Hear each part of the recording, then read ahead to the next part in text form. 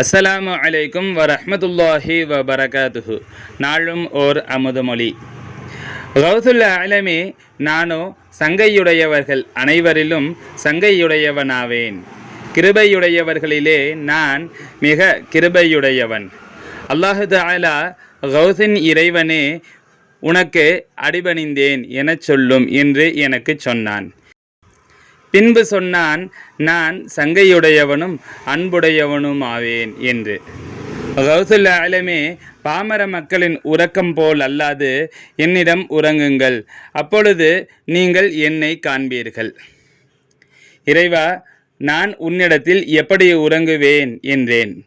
அல்லாஹ் தஆலா சொன்னான், இன்பங்களை விட்டும் உடல் அமைதி கொள்ளல், சரீர இச்சைகளை விட்டும் நஃப்சு அமைதி கொள்ளல், ஆலோசனைகளை விட்டும் கல்பு அமைதி கொள்ளல், பேச்சு, பார்வை, கேள்வி ஆகியவற்றை விட்டும் ரூஹ் அமைதி கொள்கிறது கொண்டும், உமது உள்ளமை எனது உள்ளமையில் அழிந்து உமது வர்ணனை எனது வர்ணனைகளில் தரிபடுகிறது கொண்டுமாகும். விளக்கம்: பாமர மக்களின் உறக்கம் உண்டு குடித்து குடும்ப பாசத்தில் மயங்கி மதிமருண்டு இரண்டென்னும் எண்ணத்தில் உறங்குவதாகும்.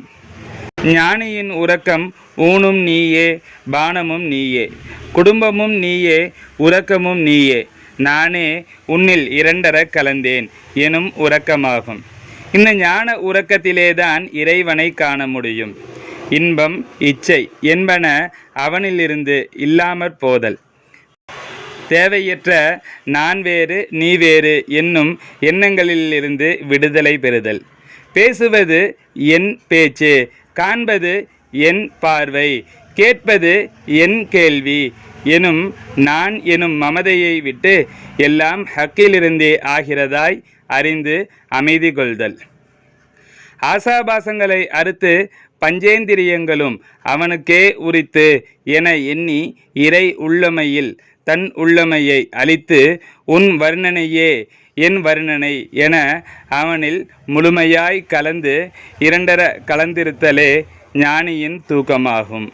சங்கைமிகு ஷேഖநாயகம் குதுபு ஜமான் ஷம்சுல் உஜூத் ஜமாலியா அசையீத் ஹலீல் அன் மௌலானா அல் ஹசனியுல் ஹுசைனியுல் ஹாஷிமி கத்தசல்லாஹு சிர்ரஹுல் அலீம் அவர்கள் ரிசாலத்துல் கௌசிய்யா எனும் நூலிற்கு மெய்ஞான போதனை அல்லது இரட்சண்ய பிரபந்தம் என்று எழுதிய விளக்க உரையிலிருந்து